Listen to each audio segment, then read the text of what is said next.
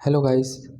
तो आज हम कुछ नया देखेंगे। जैसे इफ़ 1 की पावर 0 इक्वल टू 1 की पावर 1 है, दोनों का बेस तो सेम है, तो फिर भी 0 1 के इक्वल क्यों नहीं होता।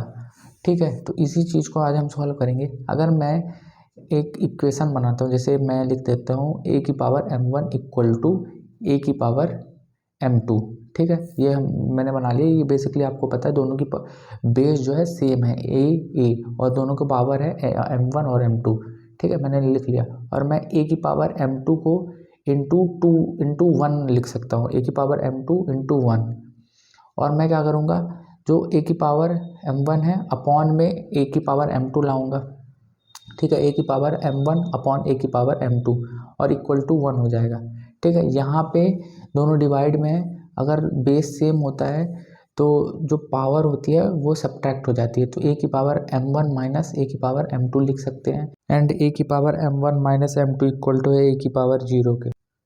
इसको अभी हम दो मेथड से कर सकते हैं। पहला, या तो मैं दोनों को नॉर्मली दोनों के बेस को सेम करके और पावर्स को इक्वेट कर दूं, तो क्या होगा, m1 minus m2 equal to 0 हो जाएगा, जो नॉर्मली सब करते हैं और यूजुअली हम जानते भी हैं कि अपन बेस को सेम करके पावर जो है इक्वेट कर देंगे। ठीक है, पावर इक्वेट कर देंगे तो अपना m1 माइनस m2 जो है इक्वल टू 0 के आ जाएगा। ठीक है, तो m1 इक्वल टू m2 हो जाएगा।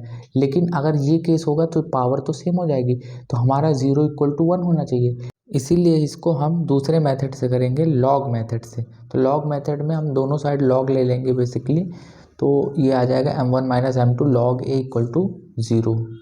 ठीक है, तो अब यहाँ पे दो केस बनेंगे। एक तो बनेगा m1 minus m2 equal to 0। ठीक है, ये आप केस एक लिख सकते हो जो हमने ऊपर भी देखा था। ठीक है, लेकिन एक केस यहाँ पे और बनेगा log a इक्वल टू 0। ठीक है, तो यहाँ पे log a इक्वल टू 0 भी एक केस है। तो इसके कारण हम m1 माइनस m2 का केस नहीं लेंगे 1 की पावर 0 इक्वल टू 1 की पावर 1 में। हम log a इक्वल टू 0 वाला केस लेंगे, जिसमें a इक्वल टू हमारा 1 आ जाएगा। ठीक है, तो ये चीज़ें, ये राइट वे है इस चीज़ को सॉल्व करने का। ठीक है, अगर आप वीडियो के इस टाइम स्पैन तक पहुंच गए हो तो सब्सक्राइब कर लो ऐसी इन्फॉर्मेटिव वीडियोस के लिए। Thank you.